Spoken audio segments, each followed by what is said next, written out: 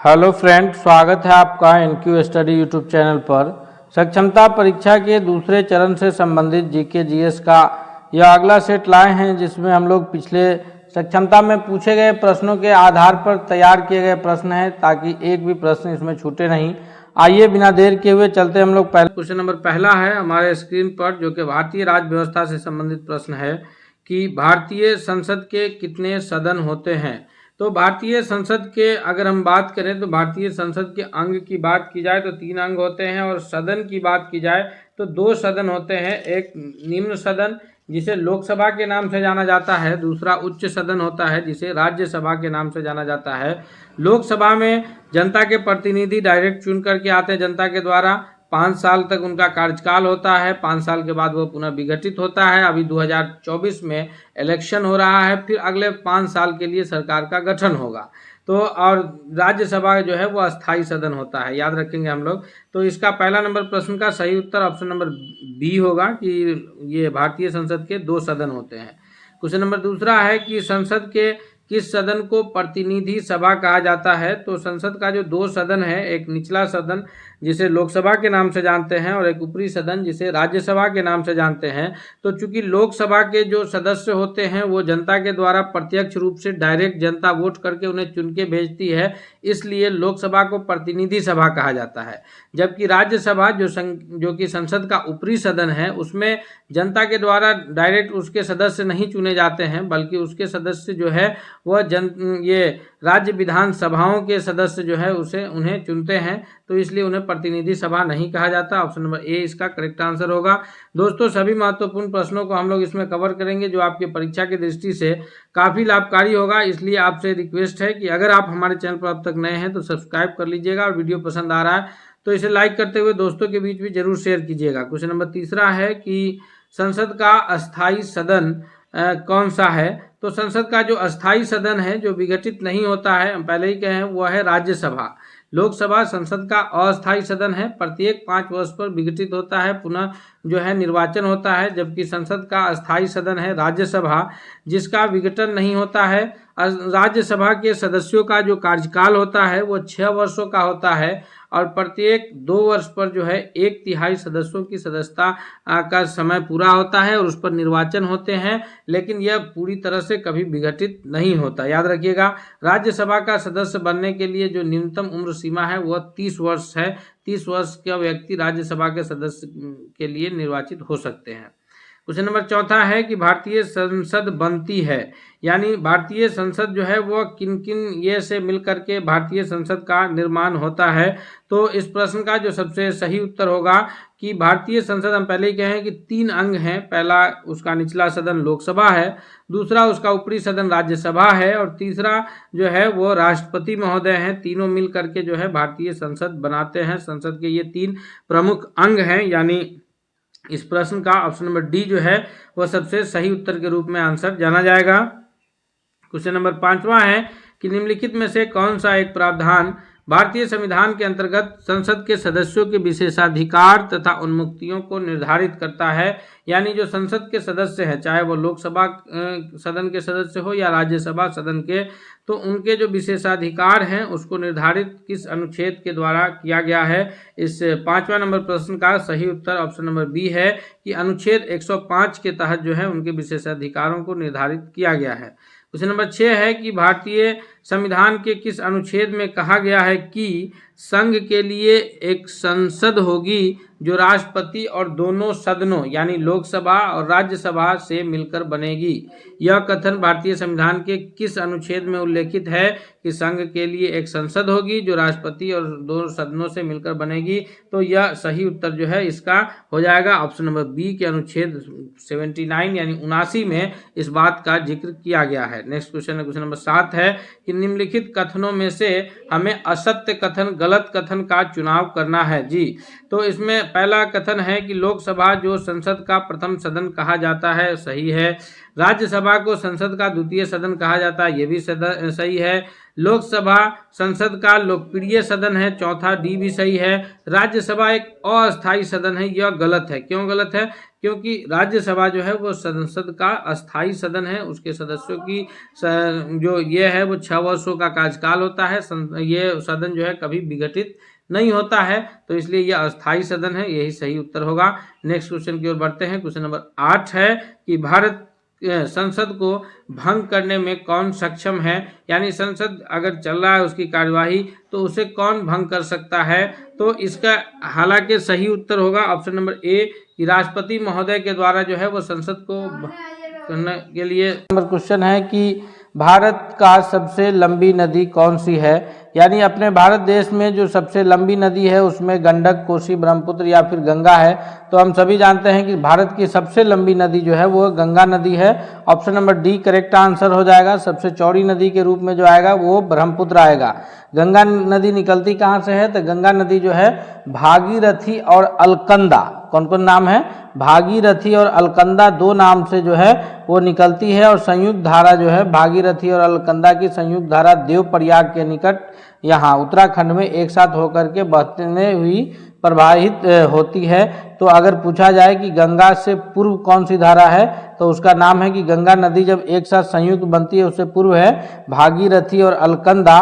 गंगा की सहायक नदी में जो है कोसी नदी आती है और गंगा और ब्रह्मपुत्र नदी जो है वो बंगाल में एक साथ मिलकर के बहती हुई बंगाल की खाड़ी में गिर जाती है और अपने मुहाने पर जो है वो सुंदरबन डेल्टा का निर्माण करती है। अगले प्रश्न की ओर बढ़ते हैं। क्वेश्चन नंबर दूसरा है हमारे स्क्रीन पर कि माउंट एवरेस्ट पर चढ़ने वाली प्रथम भारतीय महिला कौन है। तो माउंट एवरेस्ट पर, यानी जो नेपाल में स्थित दुनिया की सबसे सर्वोच्च चोटी है, हिमालय पहाड़ का हिस्सा है, तो इसकी चोटी पर चढ़ने वाली सबसे प्रथम भारतीय महिला बछेंद्री पाल है। ऑप्शन नंबर सी इसका सबसे करेक्ट आंसर है। क्वेश्चन नंबर तीसरा है कि गारो खासी जयंतिया पहाड़ियाँ कहाँ पर स्थित है। यह पहाड़ी जो है यह किस राज्य में स्थित है? मेघालय है, दिसपुर है या फिर अरुणाचल प्रदेश है या असम है। तो इसकी सबसे सही जानकारी जो है वो गारो खासी और जयंतिया पहाड़ियाँ जो है वो मेघालय राज्य में स्थित है, अर्थात ऑप्शन नंबर ए इसका सबसे सही उत्तर हो जाएगा। नेक्स्ट क्वेश्चन है, क्वेश्चन नंबर 4 है कि निम्नलिखित में से किस देश के साथ भारत की अंतर्राष्ट्रीय सीमा नहीं लगती है। यानी हम इसको ये भी कह सकते हैं कि अंतर्राष्ट्रीय सीमा का अर्थ यह है कि अंतर्राष्ट्रीय स्थल सीमा अगर कहा जाए तो और बेहतर होगा कि भारत के किस देश के साथ जो है अंतर्राष्ट्रीय स्थल सीमा नहीं लगती है।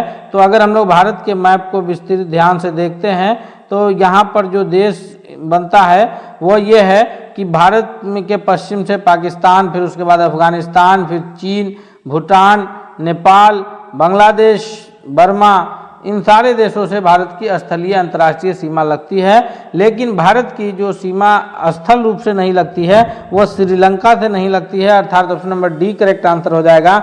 जो ये श्रीलंका से जो है पाक जल संधि के द्वारा भारत और श्रीलंका को दोनों अलग अलग होते हैं। किसके द्वारा? पाक जल संधि के द्वारा। याद रखेंगे हम लोग, ये श्रीलंका जो है भारत का समुद्री पड़ोसी देश के रूप में जाना जाता है। अगले प्रश्न की ओर बढ़ते हैं हम लोग।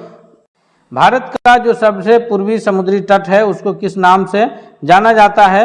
तो भारत का सबसे पूर्वी समुद्री तट प्रायद्वीपीय भारत की अगर हम लोग स्थिति देखें तो इधर पश्चिम में अरब सागर, नीचे हिंद महासागर, इधर बंगाल की खाड़ी है।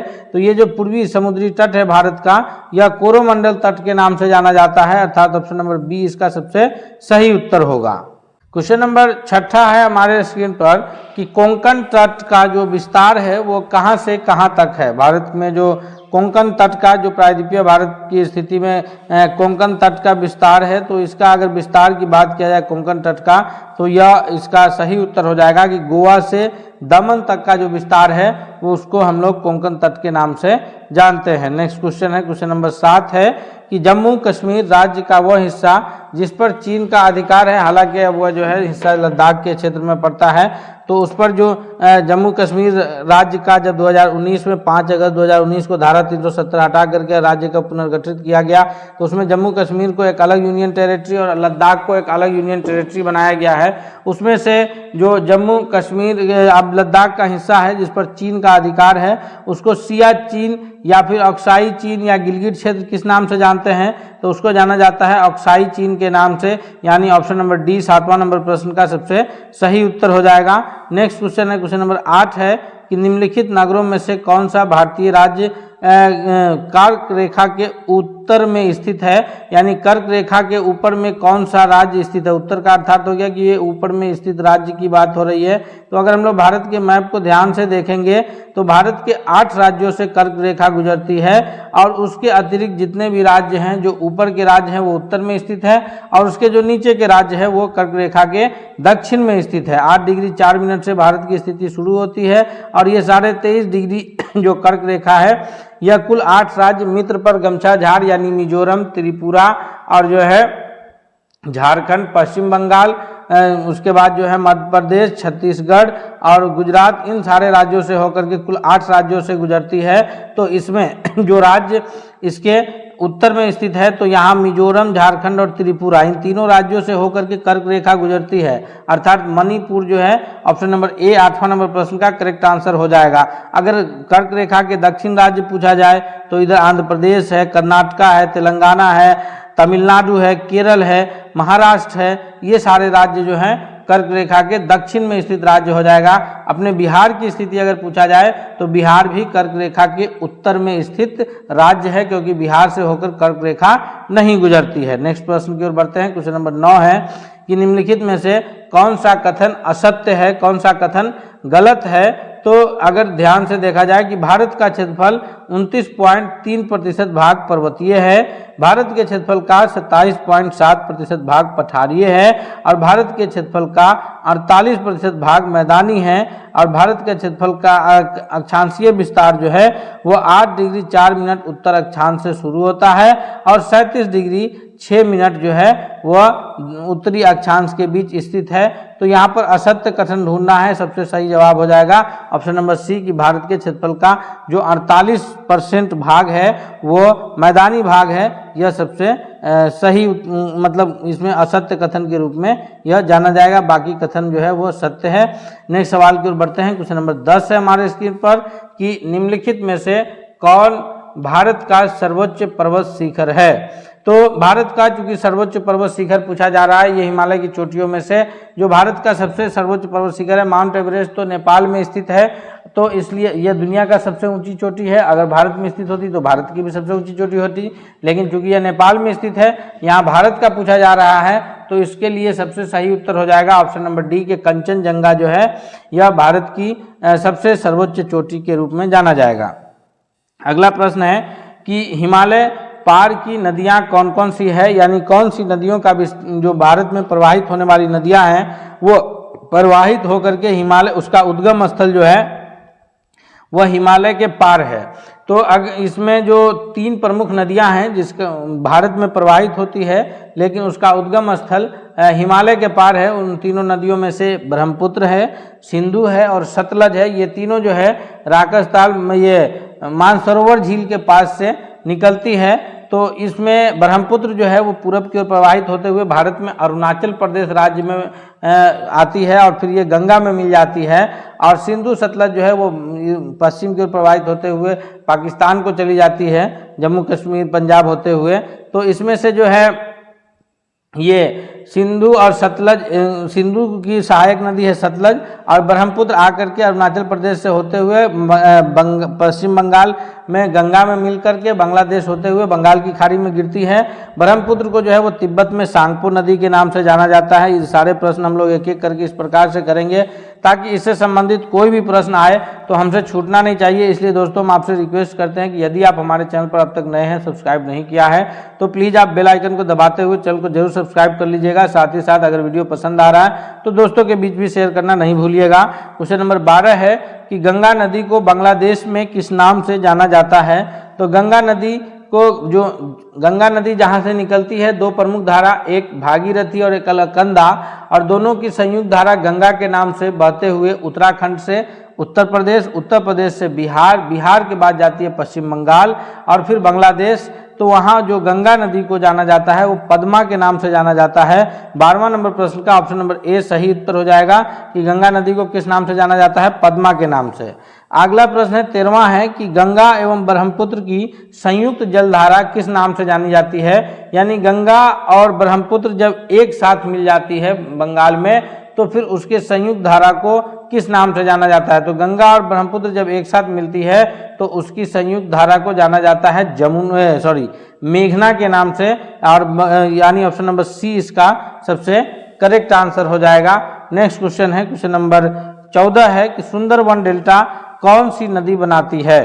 तो सुंदरवन डेल्टा का निर्माण जो है वह बंगाल की खाड़ी के मुहाने पर गंगा और ब्रह्मपुत्र की संयुक्त धारा जहां पर जाकर के बंगाल की खाड़ी में गिरती है वहां पर सुंदरवन डेल्टा का निर्माण होता है, अर्थात 14वां नंबर प्रश्न का ऑप्शन नंबर सी जो है वो सबसे करेक्ट आंसर के रूप में उत्तर जाना जाएगा। नेक्स्ट क्वेश्चन है, क्वेश्चन नंबर 15 है कि तिब्बत में बहने वाली नदियां सांगपो निम्नलिखित में किस शहर से किससे होकर भारत में प्रवेश करती है?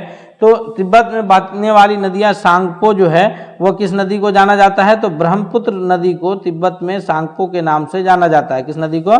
ब्रह्मपुत्र नदी को तिब्बत में सांगपो के नाम से जाना जाता है। और ये नदी भारत में जो आकर के प्रवाहित होते हुए आती है तो अरुणाचल प्रदेश में भारत में प्रवेश करती है, और ये नदी जो है यह विश्व का सबसे बड़ा नदी द्वीप माजुली का निर्माण करती है। अगले प्रश्न की ओर बढ़ते हैं। 16वां नंबर प्रश्न है हमारे स्क्रीन पर कि 1857 के विद्रोह का तत्कालीन कारण क्या था? अब यह प्रश्न हमारे इतिहास से है। हम भूगोल, इतिहास, भारतीय राष्ट्रीय आंदोलन और साइंस सभी चैप्टर्स को कंप्लीट करेंगे, इसमें आप अंत तक बने रहिएगा।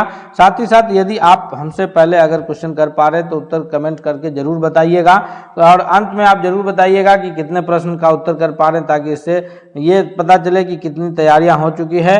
1857 की क्रांति के तत्कालीन कारण में 1857 की क्रांति के तो अन्य बहुत सारे कारण थे, लेकिन उनमें जो प्रमुख तत्कालीन कारण था वह था एनफील्ड राइफल, जिसमें के कारतूस का जो प्रयोग होता था उसमें अफवाहें थी कि उसमें चर्बी का प्रयोग किया जाता है, और कारतूस को खोलने के लिए दांत से खींचना पड़ता था, अर्थात उसमें ये अफवाहें थी कि गाय और सूअर की चर्बी का प्रयोग किया गया है, जिस कारण हिंदू और मुसलमान जो भी ये थे सिपाही थे सभी लोग को लगा कि हमारे धर्म को भ्रष्ट किया जा रहा है, और इस कारण से जो है यह तत्कालीन कारण बना और जो है मंगल पांडे के द्वारा विद्रोह किया गया, अर्थात ऑप्शन नंबर ए 16वां नंबर प्रश्न का सबसे सही उत्तर होगा। नेक्स्ट सवाल की ओर बढ़ते हैं। 17वां नंबर प्रश्न है हमारे स्क्रीन पर कि 1857 के विद्रोह के समय भारत के गवर्नर जनरल 1857 के विद्रोह के समय भारत के गवर्नर जनरल कौन थे? यानी 1857 का जब विद्रोह हुआ तो उस वक्त भारत के कौन गवर्नर जनरल थे? तो उस वक्त जो भारत के गवर्नर जनरल थे वह थे लॉर्ड कैनिंग, अर्थात ऑप्शन नंबर सी इसका सबसे करेक्ट आंसर के रूप में उत्तर जाना जाएगा। नेक्स्ट सवाल है, क्वेश्चन नंबर 18 है कि 1857 के विद्रोह का नेतृत्व बिहार में किसने किया था? तो 1857 के क्रांति का जो बिहार से नेतृत्व किए थे वह मुख्य रूप से नाम आता है आरा के जगदीशपुर के जो है जमींदार बाबू वीर कुंवर सिंह का नाम आता है, अर्थात ऑप्शन नंबर बी जो है वह सबसे सही जवाब होगा 18वां नंबर प्रश्न के लिए। नेक्स्ट सवाल है, क्वेश्चन नंबर 19 है कि भूदान आंदोलन किसने प्रारंभ किया था? भूदान आंदोलन प्रारंभ करने का जो श्रेय है वह महात्मा गांधी को जाता है, या फिर लोकनायक जयप्रकाश नारायण को जाता है, या आचार्य विनोबा भावे हैं, या फिर राम मनोहर लोहिया है? तो इसका सबसे सही जवाब है वह है कि आचार्य विनोबा भावे जी के द्वारा जो है वह भूदान आंदोलन प्रारंभ किया गया था।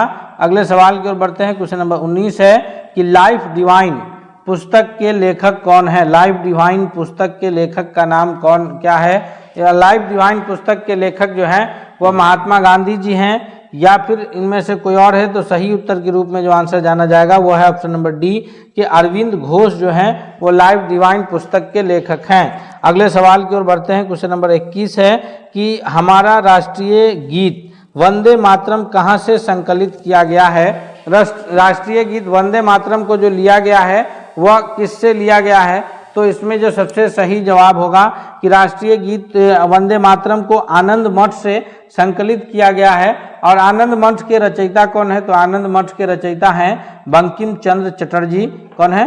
बंकिम चंद्र चटर्जी, याद रखेंगे हम लोग। नेक्स्ट सवाल है, क्वेश्चन नंबर 22 है कि 27 दिसंबर 1911 को पहली बार जनगण मन कहाँ पर गाई गई थी? तो 27 दिसंबर 1911 को जो पहली बार जनगण मन अधिनायक जय है जो हमारा राष्ट्रगान है जिसके लेखक कौन है, रविंद्रनाथ टैगोर हैं, तो इसको जो सबसे पहले गाया गया था वह कलकत्ता में भारतीय राष्ट्रीय कांग्रेस का अधिवेशन हो रहा था। ये जो है भारतीय राष्ट्रीय कांग्रेस के कलकत्ता अधिवेशन में यह सबसे पहले गाया गया था और उसकी अध्यक्षता कर रहे थे कौन, तो रहमतुल्लाह सयानी जो है वो भारतीय राष्ट्रीय कांग्रेस की अध्यक्षता कर रहे थे और यह अधिवेशन कलकत्ता में चल रहा था, अर्थात ऑप्शन नंबर सी सबसे सही जवाब हो जाएगा। नेक्स्ट सवाल की ओर बढ़ते हैं। क्वेश्चन नंबर 23 है कि गोदान किसकी रचना है। गोदान जो है यह एक उपन्यास है, यह किसकी रचना है, तो गोदान के वजह से बहुत फेमस हुए हैं, जो उनका नाम है प्रेमचंद। मुंशी प्रेमचंद जो है ये अपने लेख के कारण बहुत अच्छे से जाने जाते हैं। हिंदी से लेकर के उर्दू में इनका लेख जो है, उर्दू भाषा में भी इनका लेख बहुत ही फेमस हुआ है। तो इस प्रकार इस जो रचना है वो मुंशी प्रेमचंद की है। ऑप्शन नंबर ए इसका सही जवाब है। क्वेश्चन नंबर 24 है कि सैडलर आयोग का संबंध किससे था। सैडलर आयोग जो आया तो वो उसका संबंध न्याय से था, राजस्व प्रशासन या पुलिस प्रशासन से, या फिर शिक्षा से था। तो सैडलर आयोग का जो संबंध है वह शिक्षा से संबंध है, यानी ऑप्शन नंबर डी इसका सबसे सही जवाब है। नेक्स्ट सवाल है कि ब्रिटिश भारत में प्रांतीय स्वायत्तता यानी प्रोविंशनल ऑटोनॉमी कब से लागू किया गया था। तो प्रोविंशियल ऑटोनॉमी जो लागू हुआ है वह भारत सरकार अधिनियम 1935 से लागू हुआ है और हमारा जो संविधान है उसका अधिकांश भाग जो है वो भारत सरकार अधिनियम 1935 से लिया गया है। ये समझिए तो भारतीय संविधान का मुख्य स्रोत है। हालांकि भारतीय संविधान को जो है पूरे विश्व के सभी देशों के संविधान को पढ़ करके उसे तैयार किया गया है। नेक्स्ट सवाल है 26 है कि खिलाफत आंदोलन का आरंभ किसने किया था। खिलाफत आंदोलन का जो प्रारंभ हुआ, खिलाफत आंदोलन वह मुख्य रूप से जो है अलवी बंधु मौलाना इनायत अली और विलायत अली, ये दो सगे भाई हैं, इन्हीं के द्वारा प्रमुख रूप से चलाया गया था, जो कि 1920 में शुरू हुआ।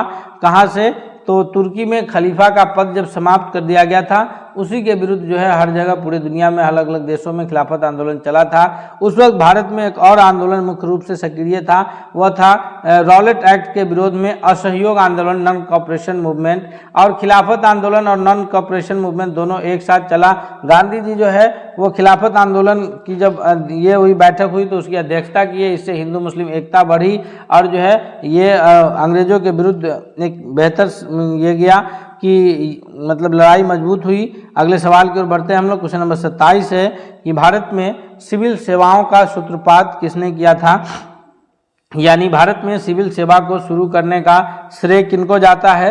तो इस प्रश्न का जो सबसे सही जवाब है ऑप्शन नंबर डी के रूप में उत्तर जाना जाएगा कि लॉर्ड कॉर्नवालिस को जो है भारत में सिविल सेवाओं के सूत्रपात के रूप में जाने जाते हैं। नेक्स्ट सवाल है 28 है कि भारत में कार्यपालिका का अध्यक्ष कौन होता है। जी, ये बहुत ही महत्वपूर्ण प्रश्न है कि 3 प्रकार की व्यवस्था है अपने भारत के सुचारू रूप से चलने के लिए। एक विधायिका है, दूसरा कार्यपालिका है और तीसरा न्यायपालिका है, और तीनों एक दूसरे से स्वतंत्र है और तीनों एक दूसरे से रिलेट है।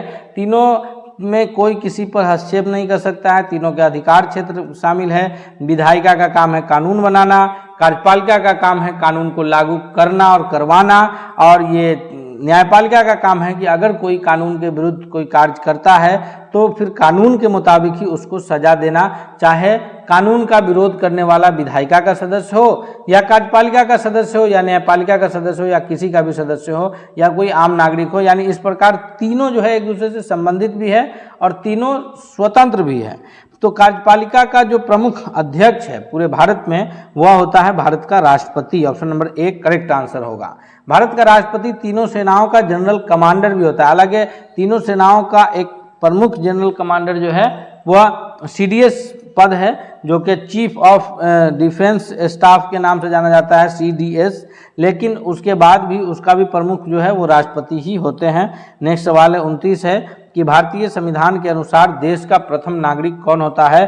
तो भारतीय संविधान के अनुसार जो देश के प्रथम नागरिक हैं वह देश के राष्ट्रपति महामहिम महोदय होते हैं। अभी जो राष्ट्रपति हैं हमारी द्रौपदी मुर्मू, जो कि उड़ीसा राज्य से इनका संबंध है। अगले प्रश्न की ओर बढ़ते हैं। क्वेश्चन नंबर 30 है हमारे स्क्रीन पर कि भारत के राष्ट्रपति निर्वाचित होने के लिए आयु सीमा कितनी होनी चाहिए, यानी कम से कम किस आयु वर्ग का व्यक्ति भारत का राष्ट्रपति बनने के लिए एलिजिबल हो सकता है। तो जैसे हम लोग एक एक करके आते हैं कि जैसे मतदान करने के लिए, मतदाता बनने के लिए आयु सीमा निर्धारित है कितना, 18 वर्ष।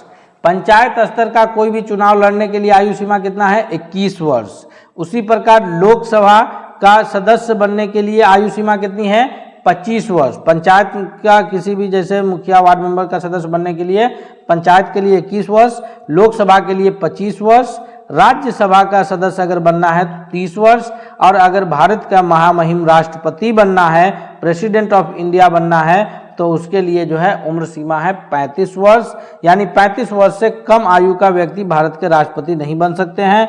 35 वर्ष से अधिक उम्र, उसके बाद कोई उम्र सीमा वैध नहीं है। वो अंतिम समय तक यानी अपनी जिंदगी के आखिरी समय तक राष्ट्रपति के रूप में निर्वाचित हो सकते हैं। भारत के संविधान में एक राष्ट्रपति कितनी बार भी निर्वाचन हो सकता है एक राष्ट्रपति का, उसके लिए राष्ट्रपति जो है, जो भी संसद, लोकसभा, राज्यसभा और विधानसभा के सदस्य जिन्हें भी चुनेंगे तो वो जितनी बार भी चुना जा सकता है, कोई संख्या ये नहीं है। जैसे अमेरिका में जो है यह संख्या निर्धारित है कि कोई भी व्यक्ति 1-2 बार से अधिक अमेरिका का राष्ट्रपति नहीं रह सकता है, लेकिन ऐसा भारत में कुछ नहीं है। सिर्फ आयु सीमा है कि 35 वर्ष का होना चाहिए। अधिकतम आयु की भी कोई सीमा नहीं है कि कितना अधिकतम आयु होगा। अगले प्रश्न की ओर बढ़ते हैं। क्वेश्चन नंबर 31 है कि राज्यसभा को अस्थाई सदन क्यों कहते हैं। राज्यसभा को परमानेंट जो है हाउस क्यों कहा जाता है। तो सभी सदस्य आजीवन सदस्य होते हैं, नहीं, ये गलत बात है। इसमें विघटित नहीं किया जा सकता है, यह एक सही है। कुछ सदस्य प्रति 2 वर्ष पर अवकाश ग्रहण करते हैं, तो बी और सी। तो बी और सी इसलिए नहीं होगा क्योंकि कुछ सदस्य प्रति 2 वर्ष पर अवकाश ग्रहण करते हैं, तो ये इसलिए नहीं कहा जा सकता है, बल्कि ये विघटित कभी नहीं होता है, इसलिए इसको जो है अस्थाई सदन कहा जाता है। तो बी आंसर सही होगा, क्योंकि राज्यसभा का विघटन होता नहीं है। इसके सदस्यों का कार्यकाल 6 वर्ष का होता है और प्रत्येक 6 वर्ष पर 1/3 सदस्यों की जो ये कार्यकाल है वो पूरा होता है और फिर उस पर जो है पुनः निर्वाचन होते हैं। निर्वाचन कैसे होते हैं, तो यह और इनडायरेक्ट चुनाव होता है, यानी जो है चुने हुए विधायक जो है इन्हें चुनते हैं, यानी राज्य की विधानसभाओं से चुने हुए जो विधानसभा के सदस्य होते हैं वो एकल संक्रमणीय मत पद्धति के द्वारा इन्हें सदस्यों को चुना जाता है। 12 सदस्यों को राष्ट्रपति विभिन्न क्षेत्रों से जो है वह मनोनीत भी करते हैं। अगले सवाल की ओर बढ़ते हैं। क्वेश्चन नंबर 32 है कि बिहार के राज्यसभा के लिए कितने सदस्य निर्वाचित होते हैं। तो अगर बिहार की राज्यसभा की बात की जाए तो अभी बिहार में लोकसभा का फिलहाल चुनाव हुआ है। लोकसभा के लिए 40 सदस्य हैं। विधानसभा जो राज्य विधानमंडल का निचला सदन है विधानसभा, उसके लिए 243 है। विधान परिषद जो कि राज्य विधानमंडल का ऊपरी सदन है, उसमें 75 सदस्य निर्वाचित होते हैं और राज्यसभा के लिए 16 सदस्य निर्वाचित होते हैं। अर्थात बिहार में जो राज्यसभा के सदस्यों की संख्या है वो डी सही उत्तर है। बिहार में लोकसभा 40, बिहार विधानसभा के सदस्य 243, बिहार विधान परिषद के सदस्यों की संख्या 275 और बिहार में राज्यसभा के सदस्यों की संख्या वह है 16। अगले प्रश्न की ओर बढ़ते हैं। क्वेश्चन नंबर 33 है कि राज्यसभा के सदस्यों का कार्यकाल कितने वर्ष का होता है। तो राज्यसभा जो कि संसद का ऊपरी सदन है उसके सदस्यों का कार्यकाल 6 वर्ष का होता है, इसलिए प्रत्येक 2 वर्ष पर 1/3 सदस्यों की सदस्यता का जो है वो समय पूरा होता है। यही विधान परिषद के लिए भी है। राज्य विधान परिषद जहाँ भी है तो उसके सदस्यों का भी जो कार्यकाल है वह 6 वर्षों का होता है। नेक्स्ट सवाल है 34 है जो कि साइंस से संबंधित सवाल है कि ध्वनि का तत्व यानी पिच किस पर निर्भर करता है। तो ध्वनि का जो पिच है वह उसकी फ्रीक्वेंसी पर निर्भर करता है, यानी उसकी आवृत्ति पर निर्भर करता है। 34वां नंबर प्रश्न के लिए जो सही उत्तर है वो ऑप्शन नंबर ए के रूप में उत्तर जाना जाएगा। महिलाओं का पिच जो है वो हाई होता है, पुरुषों का पिच लो होता है। महिलाओं का पिच हाई होता है, इसी कारण महिला की आवाज़ जो है वो सुरीली होती है, याद रखिएगा। अगले सवाल की ओर बढ़ते हैं हम लोग। क्वेश्चन नंबर 35 है कि 20 हर्ट्ज से लेकर के 20,000 हर्ट्ज या 20 के हर्ट्ज भी लिखा रहेगा, कहीं कहीं कंफ्यूज नहीं होना है। 20 HZ से 20 के मतलब 1000 हुआ। 20 के हर्ट्ज तक की जो बारंबारता यानी फ्रीक्वेंसी की जो ध्वनि है वो क्या है। तो 20 हर्ट्ज से जो 20,000 हर्ट्ज की फ्रीक्वेंसी है वो श्रव्य या ऑडिएबल ध्वनि के नाम से जाना जाता है, यानी हम मनुष्य का कान जो है वह 20 हर्ट्ज से 20,000 हर्ट्ज तक के ही ध्वनि को सुन सकते हैं। इस रेंज से कम या इससे ज़्यादा की जो ध्वनि होगी तो मनुष्य का कान उस ध्वनि को नहीं सुन सकता है। श्रव्य और ऑडिएबल ध्वनि का जो रेंज है वो 20 हर्ट्ज से 20,000 हर्ट्ज ही है।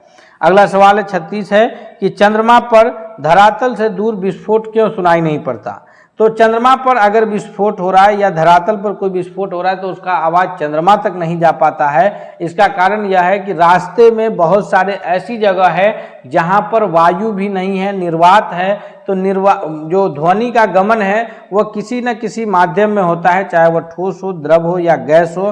तो लेकिन अगर कोई निर्वात है, वैक्यूम है, तो वहां पर ध्वनि का गमन नहीं होता है। यानी ऑप्शन नंबर ए सही उत्तर हो जाएगा कि वायुमंडल की अनुपस्थिति के कारण चंद्रमा पर सुनाई नहीं पड़ता है। नेक्स्ट सवाल है क्वेश्चन नंबर 37 है कि वायु में ध्वनि का वेग कितना है। तो वायु में जो ध्वनि का वेग है वह है 330 मीटर प्रति सेकेंड, यानी एक सेकेंड में 330 मीटर ध्वनि यह होता है प्रकाश। यही कारण है कि जब देखते हैं कि बारिश के मौसम में लाइटिंग पहले होता है और आवाज़ जो है गर्जन की आवाज़ बाद में सुनाई पड़ती है। क्यों? क्योंकि लाइटिंग और गर्जन एक साथ ही होता है, लेकिन चूंकि जो प्रकाश की चाल है वो 3 लाख किलोमीटर पर सेकेंड है। कितना है? 3 लाख किलोमीटर पर सेकेंड है, और जो ध्वनि की चाल है वो मात्र 330 मीटर पर सेकेंड है। इसीलिए प्रकाश पृथ्वी पर पहले आ जाती है, चमक हम लोग पहले देखते हैं और गर्जन की आवाज़ बाद में आती है। नेक्स्ट सवाल है क्वेश्चन नंबर 38 है कि एक्सरे का आविष्कार किसने किया। एक्सरे जो टूटी हुई हड्डियों का पता लगाने के लिए डॉक्टर्स के द्वारा कराया जाता है, इस एक्सरे का जो आविष्कारक हैं वो रॉन्टजन महोदय हैं। ऑप्शन नंबर बी सही उत्तर होगा।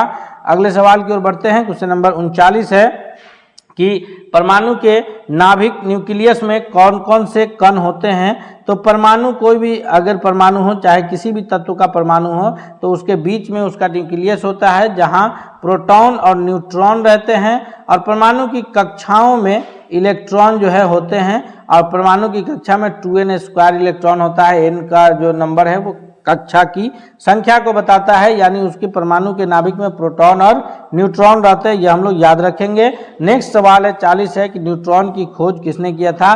तो परमाणु के जो 3 प्रमुख कण हैं इलेक्ट्रॉन, उसकी खोज किए थे। तीनों को याद रखिए। इलेक्ट्रॉन के खोजकर्ता हैं जे थॉमसन।